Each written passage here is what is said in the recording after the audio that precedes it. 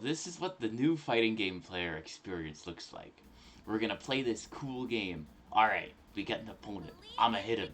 Aw shit, he hit me first. Oh, he's beating my ass. Let me fight back, I'ma mash.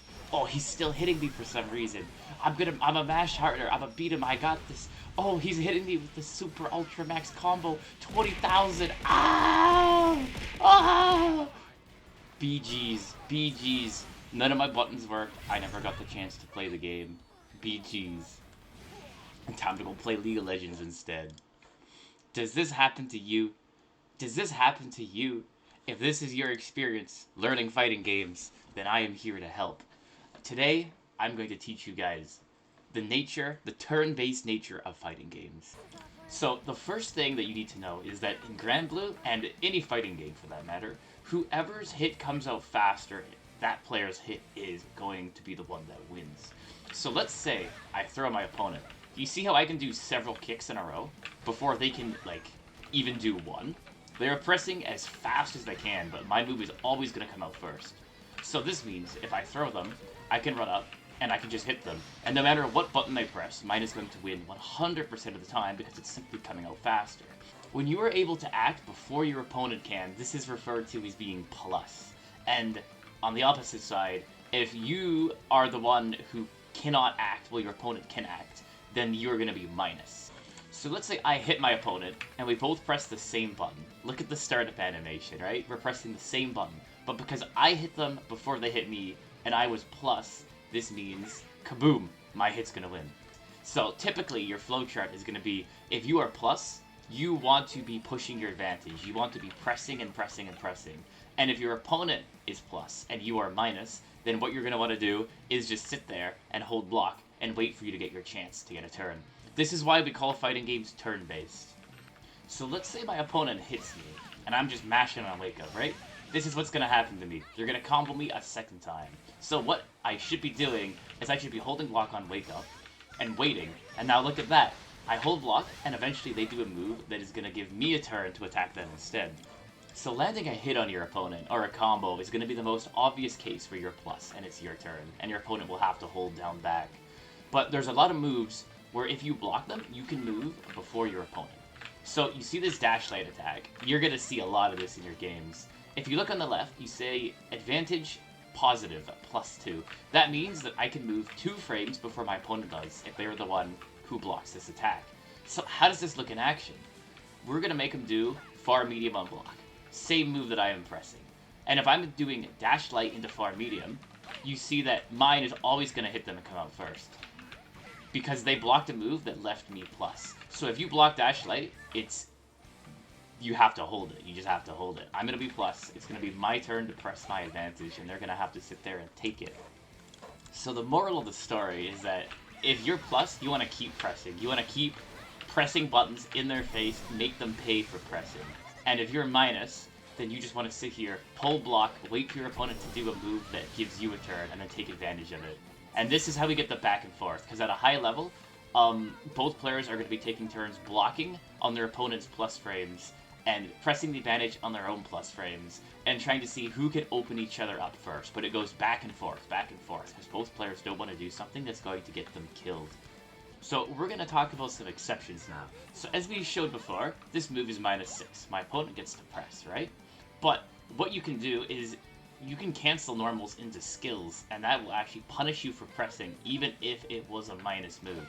So you can see this move right here, right? She does far medium. If I press to take my turn back, I'm going to get hit. Now, the good thing is that the move she's canceling into is also minus, so I can just hold even further. But it becomes a mix-up, where you have to guess if your opponent is going to do something like this. 2 mediums in a row that'll let you take your turn back in between. Or if they're going to go and they're going to do something like this, that's going to punish you for pressing in between. And you're going to have to look at your opponent's patterns and habits and see when you can actually take your turn back in these positions. Now, some characters can cancel into a lot of plus and block moves that you're just going to have to hold. So, even if they're throwing out a lot of stuff, just be patient. Wait for them to burn all their skills. They can only use them so many times in a row before you will eventually get a turn. So hold in there and be patient. Now, what if your opponent's doing this? Look, they're always plus. Where do I press? They're plus infinity. They're never minus. Well, if your opponent's doing this, guess what? You can just mash in between. You can just mash that. This might look like an 8-frame move, but remember, you have to dash for a few frames before you can do the attack. So it's actually a lot slower than you'd think. So no matter what character you play, 6-6L to 6-6L will always leave a gap for you to mash in. And same thing if they're doing this. This looks absolutely terrifying, and it is, but notice how they're leaving little gaps between hits to run at you. So guess what? If your opponent's leaving gaps like this, you can just hit them out of their pressure. Now, another exception. What if they're plus, but they're far away? You see this fireball is like +7 if you block it. They're actually plus here.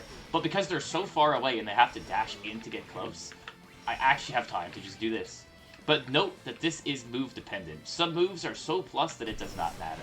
For example, the ult fireball, I cannot be mashing on this, even if he's a world away. He is plus infinity. I gotta hold this. The next exception is invincible moves. It doesn't matter if your opponent's faster than you, if you're just straight up invincible. So just full send that shit and kill him. Usually supers and DPs will be your invincible moves. And these let you steal turns. Just be careful, because if your opponent blocks one of your invincible moves, your life is over. You're getting hit by the hardest punish they can muster. Check out this damage. Do not ever get your DPs blocked versus Siegfried. Oh god, what a mistake. The final exception is throws. If you're blocking on your opponent's plus frames, as you should be, your opponents are going to start going for throws to open you up.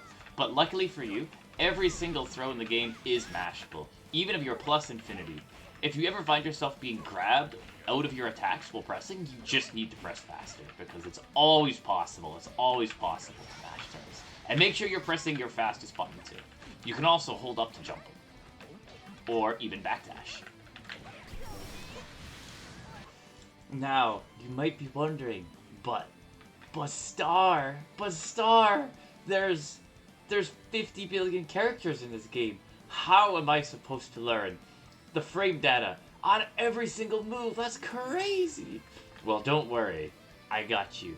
A lot of moves in this game have very universal properties. So by learning one move, you learn that move on almost the entire cast. So let's go over some examples. 6-6L. Every character in the game, this is going to be plus. On Starlight, on every character in the game, this is going to be plus. Except Fairy. Because look how huge that move is. That was plus, that will be broken.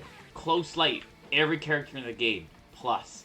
2 Light is technically minus, but it can be cancelled into other moves to function as plus. So this move is basically always plus anyway. Well, minus but cancelable. Far Mediums, on every character in the game, minus. It'll only be plus if cancelled into a special, like Heavy Fireball. Heavy Fireball, plus on every character in the game. Except for Zeta. And Belial, but only if he's right up into your face. The second it's spaced out, this move is still gonna be plus. 2M, this move, low medium, is going to be minus on every character in the game. Except for your boy Granathan. Then it's gonna be plus. Do not press. As well as your girl Narmaya, that's also +1, but only in one of her stances. She has 2. Her long one is minus. Her short one is plus. And Belial again, 2M, this little kick, also plus. You're gonna wanna hold that. 6-6Ms, these big full screen dash medium sweeps, sometimes high on some characters, are always gonna be minus. 6-6Hs, your dash heavies, these are always going to be minus too, with a couple exceptions. Belial, if it's full screen, that'll be plus. And Versusia, hers is +3. Watch out for that move. It looks minus, it's not. Basaraga's 6-6H. This might be the slowest move in the universe, but it's actually plus. Hold that shit. Or just dodge it, because look how slow it is. How are we getting hit by this? Auto combos are going to be minus on every character in the game, unless they cancel into a plus move at the end. Close heavies are typically minus as well, and give your opponent a turn to fight back. Exceptions to this are Fairy, who's +3 after hers. She can use her close H to pressure you. And the Cerizzler. His is also plus. All jump attacks are plus. If you block a jumping attack, it is your opponent's turn. Make sure to anti-air. The exception to this is air stalls. Some characters can jump, and they have a unique move that will let them stall out in the air to beat your anti-airs. These moves are actually minus. Belial, Siegfried, Percival, Yule, and a couple others have them. Full screen unreactable moves, such as lariats, are typically going to be minus. There is a very small exception for Gran. If you hit at the pixel perfect spacing, you're +1. Some characters might have full screen plus moves, but they're typically slower and easier to react to. So you can see Cerizz, this one is -3, the fast one. Now, you see how much slower this one is? This one is plus. You can see there's a big pullback before he swings, so you have time to hit him out of it, or DP. The major exception to this is Willness. This move is fast and it's plus. Still reactable if you have a meterless reversal, though. So once you know that so much of the frame data in this game carries over between characters, it's going to make learning how to fight new characters very, very easy. Let's say a wild Lucilius appears. You've never fought him before. Well, now you just need to look at his animations and figure out what his light is, what his heavy is. And where the labbing is going to come in is for their different skills. You're going to have to figure out what the character's skills are, and these will be character specific.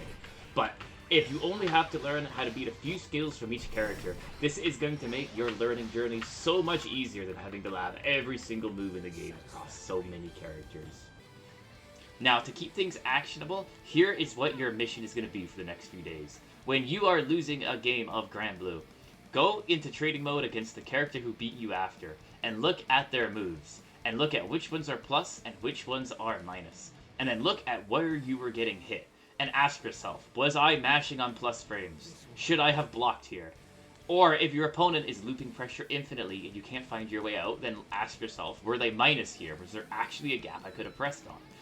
Let me know in the comments section how you guys did, if this was helpful, if you've learned some new moves or openings that you were not aware of before, and leave a like as well if it's helped you guys out. Please take care, everyone. I will see you again for more Grand Blue guides. Bye-bye.